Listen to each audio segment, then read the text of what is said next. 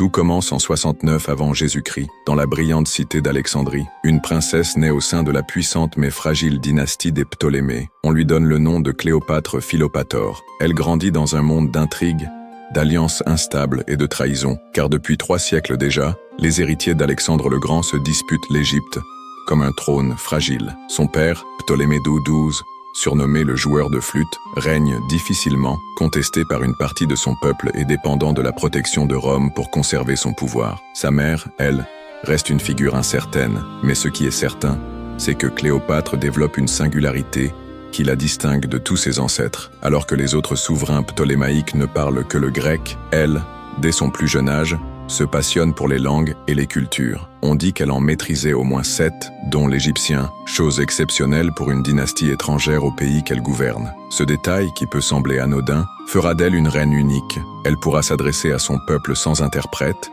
dialoguer avec les diplomates et séduire par la force de ses mots. Car ce n'est pas tant sa beauté qui marquera les esprits, mais son intelligence, sa voix, son éloquence et cette aura magnétique qui fascinera jusqu'au plus grand de son époque. À 18 ans, son destin bascule. Son père meurt en 51 avant Jésus-Christ, la laissant co-souveraine avec son jeune frère Ptolémée XIII, qui n'a que 10 ans. La tradition veut qu'ils règnent ensemble, voire qu'ils s'unissent par mariage, comme il est d'usage dans cette dynastie. Mais très vite, les conseillers du jeune roi cherchent à écarter Cléopâtre. Elle est exilée, contrainte de fuir en Syrie, où elle rassemble une armée pour reprendre son trône. L'Égypte se déchire dans une guerre civile familiale, et dans ce tumulte, un nouvel acteur fait son entrée, Rome. En 48 avant Jésus-Christ, Jules César arrive en Égypte. Il vient de vaincre son grand rival, Pompée, dans la guerre civile romaine. Pompée cherche refuge à Alexandrie, mais il est assassiné par les conseillers de Ptolémée XIII, qui espèrent gagner ainsi la faveur du maître de Rome. Grave erreur. César, loin d'être reconnaissant, est horrifié. Il se pose en arbitre du conflit dynastique égyptien. Cléopâtre comprend alors qu'elle doit agir. Elle trouve le moyen de rencontrer César en secret. La légende raconte qu'elle se fit introduire auprès de lui roulée dans un tapis, mais il est plus probable qu'elle utilisa simplement ses réseaux pour obtenir une entrevue. Ce qui compte, c'est les faits. César est immédiatement séduit, non par une beauté renversante, mais par la vivacité, l'esprit et l'assurance de la jeune reine. La guerre reprend à Alexandrie. César soutient Cléopâtre, et après des mois de combats acharnés, Ptolémée XIII trouve la mort, noyé dans le Nil. Cléopâtre reprend le pouvoir, cette fois aux côtés d'un autre de ses frères, Ptolémée XIV, qu'elle épouse selon la coutume. Mais cette fois, c'est elle qui dirige véritablement l'Égypte. De sa relation avec César naît un fils, Ptolémée XV, surnommé Césarion. Pour Cléopâtre, c'est un gage d'avenir.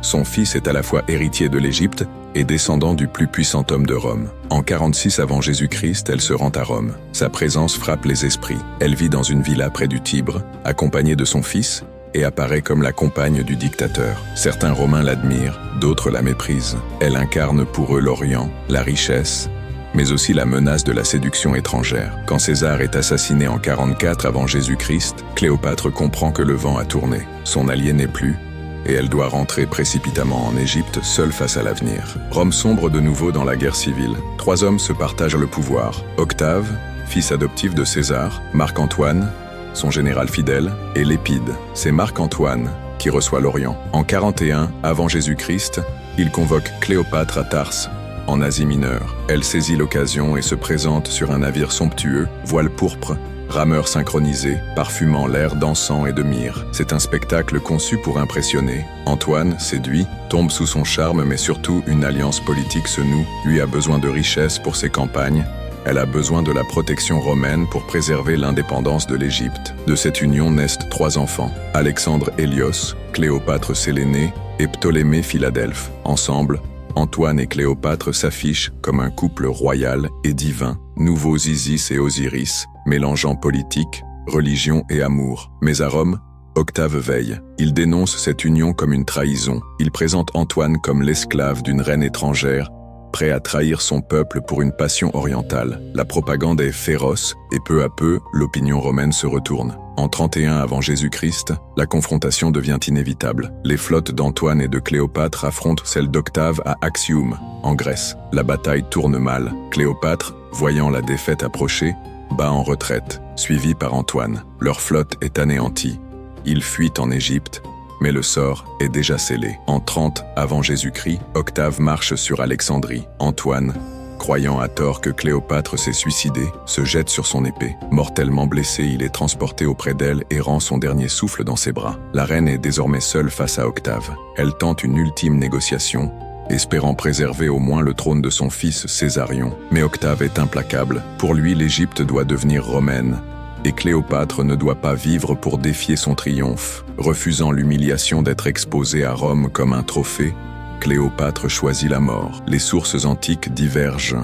Certains parlent d'un serpent, l'aspic, caché dans un panier de figues, qui l'aurait mordu. D'autres évoquent un poison appliqué sur une épingle ou un onguent mortel. La vérité reste incertaine, mais le fait est là. Le 12 août de l'an 30 avant Jésus-Christ, à seulement 39 ans, Cléopâtre s'éteint dans son mausolée d'Alexandrie. Son fils Césarion est exécuté peu après sur ordre d'Octave, qui ne veut laisser aucun héritier de César contester son pouvoir. Ses enfants, avec Marc-Antoine, eux, sont épargnés et emmenés à Rome. L'Égypte cesse alors d'être un royaume indépendant. Elle devient une province romaine, grenier à blé de l'Empire, et Octave, devenu Auguste, inaugure le règne des empereurs. Ainsi s'achève l'histoire de Cléopâtre, la dernière pharaone. Avec elle disparaît une lignée vieille de 300 ans, et au-delà, c'est la fin d'un monde qui se joue. Mais sa mémoire, elle, ne s'éteindra jamais. Les Romains en firent un symbole de séduction dangereuse. Les siècles suivants en firent une héroïne romantique.